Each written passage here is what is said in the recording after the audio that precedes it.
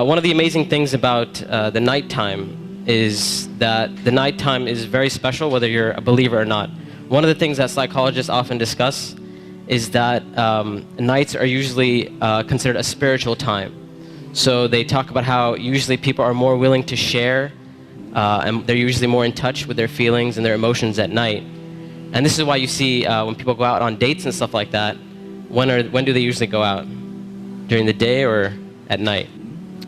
So people are more likely to be in touch with their spiritual side and their feelings and their emotions.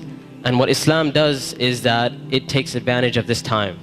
So while other people are busy doing other things, a believer takes that spiritual time and they take that emotional time and they devote it to their Lord. And one of the things that the scholars often talk about is that the night is a testimony of a person's love. So whatever a person loves, you'll see that they'll usually devote their night to that. So if a person's only concern in life is to have fun and party and maximize pleasure, they'll spend their night trying to do that.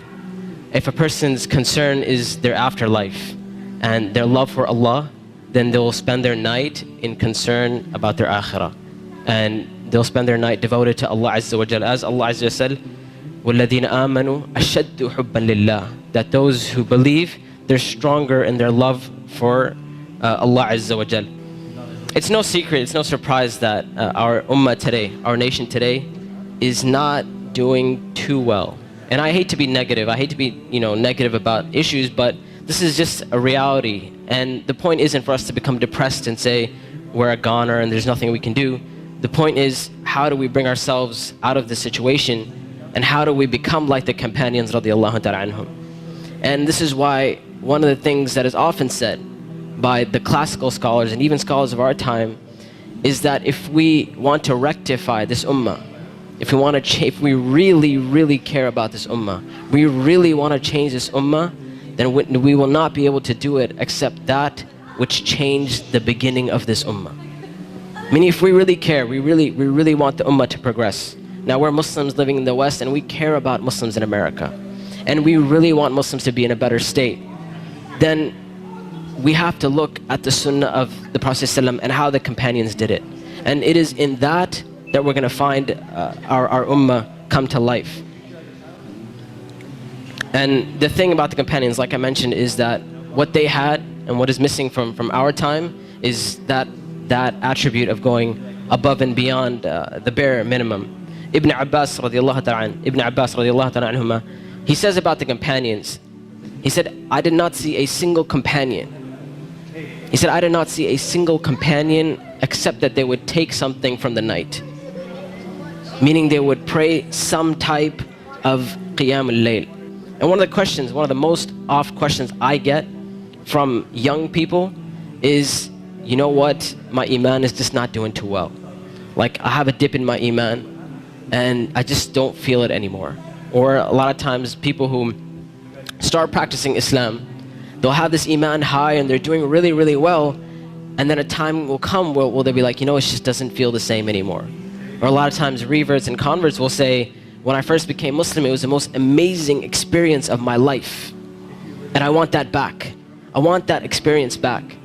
And one of the first questions I ask these people is, how is your connection with Allah?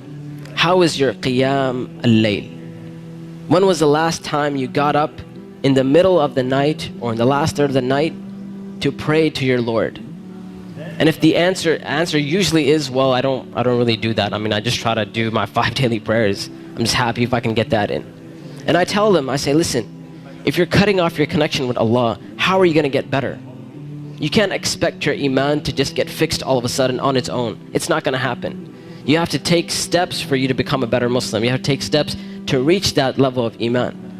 When it comes to qiyam al-layl, one of the advices I often give, and I give this advice because this was the advice given to me by my teachers, is if you want to pray qiyam al-layl, all you have to do is just try it.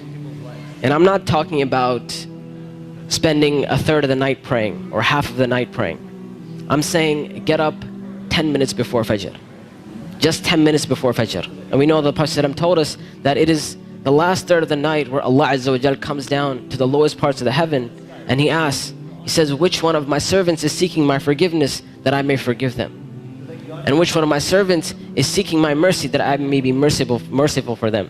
Which one of my servants is asking of me that I may give to them? And that third of the night is still there in the last 10 minutes before Fajr. So all I'm saying is wake up 10 minutes before Fajr. Not an hour, not 2 hours before Fajr, 10 minutes before Fajr. And try and pray Qiyamul Layl and experience this amazing spiritual nature that Allah Azza wa Jal has given us, this blessing that Allah Azza wa Jal has given us. And when you get up in the night, number one, you'll see your heart transform. You'll feel your heart unlike you've ever felt it before. And I know a lot of us, and this is a problem which is very, very common, where we look at Islam and all we see is a bunch of things we have to do. And we're missing that spiritual side of Islam. We're missing that connection with Allah and our Creator. And I tell you that if you're seeking that connection, then get up and pray Qiyamul Layl. You will see your heart transform. You will see this tranquility and peace that Islam is supposed to be. You know, people talk about Islam means peace and all that kind of stuff. If you really want to experience that, get up in that last third of the night. Get up for 10 minutes and you will see that peace and tranquility descend upon you.